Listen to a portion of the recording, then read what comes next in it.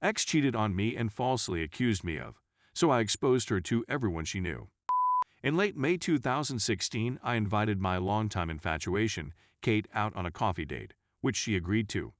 After 3 dates, we were able to finalize our agreement. We had a relationship that seemed almost too wonderful to be true for the following 7 months.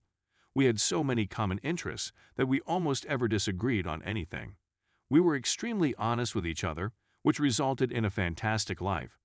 We both had decent careers, so we had money to pamper one another, and both of our families were supportive of our relationship.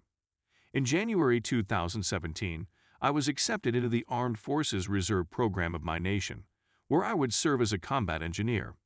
I was in basic training from February to late April, and it was the most difficult thing I had ever done up to that point in my life. There were multiple occasions when I doubted my ability to complete my degree, and the only thing that kept me going was Kate's words of encouragement, which she sent me through text and phone conversations. She was there when I obtained my BTC certificate, and she never failed to express her delight in my accomplishments. As a member of the reserves, I was required to attend advanced training during the summer months, which took place between early June and late August. Kate was very supportive of my decision to go 400 kilometers away to the training center and spend almost the entire summer vacation working to further my military career. The summer was really difficult for me. I was a social outsider from every clique that developed on our course and was the brunt of countless jokes during the summer. My self-esteem had sunk to dangerously low levels, but Kate's confidence in me was what helped me to triumph. I finished 5th overall in the race, and I owe everything to her. The decline in the number of people after arriving home, the relationship between us began to deteriorate. According to her, I hadn't been as spontaneous and outgoing as I had been before I left on the trip. Rather than going out, I was dismissive, taking little jabs or practical jokes as personal insults, and preferring to remain home and watch movies and have rather than going out.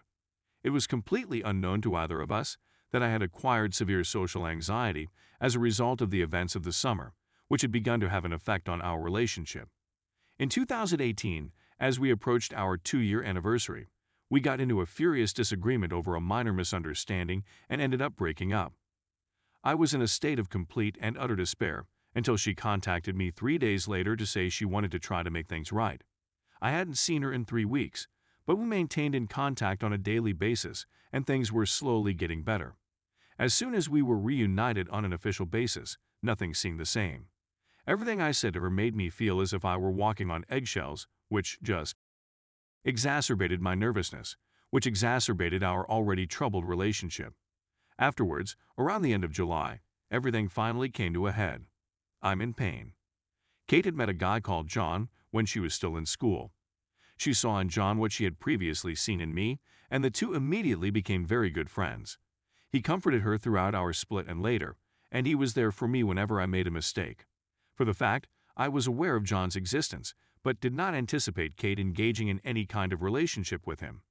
I was supposed to spend the night at Kate's apartment after work on one of the nights we had scheduled. I walked inside the house to see the two of them relaxing on the living room sofa. Kate informed John that he had stopped by for an impromptu visit and that he was about to leave. Following John's departure, she became cold and aloof. I gradually came to terms with the fact that our relationship was over and inquired as to how things were going between us. She agreed with my points of view, and the following day, we decided to call it quits. She agreed to let me spend the night one more time, despite the fact that it was late and she was still concerned about me. Kate became unusually attached to and protective of her phone from that point on till she fell asleep. In the past, she wouldn't have cared if I happened to peek over and saw her and her pals texting about whatever they were talking about, but now she was doing all she could to keep the device hidden from me. When I inquired about it, she responded that it was personal information, which simply created additional issues. My curiosity got the better of me after she fell asleep, and I opened her phone, for which I had the password, and discovered hundreds of texts between her and John, who I had never met before.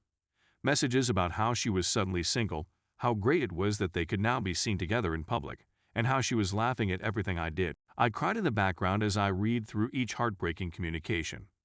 My sobbing wasn't as silent as I had anticipated.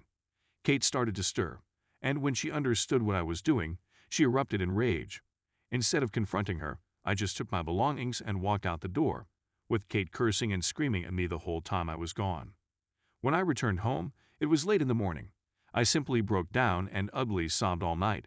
The next day, I phoned in ill to work and spent the whole day moping about in my bed. The next day, I received a flurry of furious text messages from Kate's friends and family. So she told everyone she knew that I had forced myself on her that night in one final attempt to get some before we broke up, and that I had fled after the act was completed, all in an effort to protect her reputation and condemn whatever I may say about her. Despite the fact that what I had done was scarring, she declined to pursue charges because she didn't want to create a spectacle of her life in court, and that she was the greater person by refusing to do so. I spent the next several months living in terror that her allegations would result in my dismissal from the Army and the tarnishing of my reputation for the rest of my life, but nothing happened.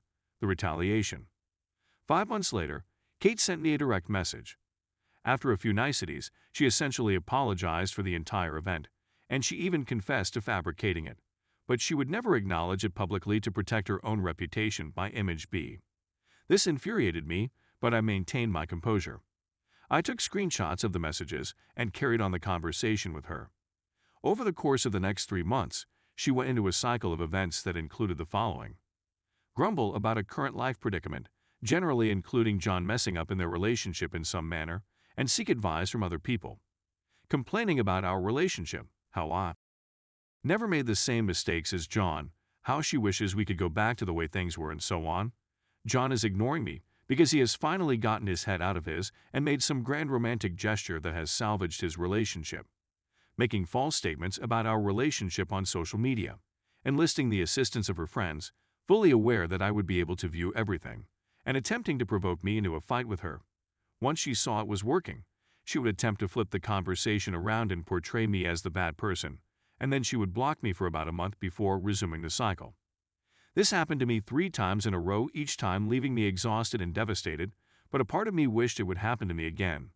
Every time it happened, I took screenshots of everything she said to prove she was telling the truth. It took me a while to determine it was time since I had a full SD card with everything I had accumulated.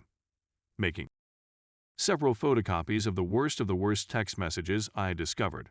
I purchased several manila envelopes and mailed them to everyone I thought would be important to Kate. Her parents, grandparents, extended family with whom she was extremely close, best friends, work boss, co-workers, teachers, and anyone else I could find a mailing address for. I was able to find mailing addresses for everyone I thought would be important to Kate. The messages were between me and Kate, so I made sure everyone who received them understood that they were between us before sending them. I saw improvements in as little as 3 weeks. Some of the individuals who had previously messaged me in order to disgrace and criticize me have now expressed regret for their actions.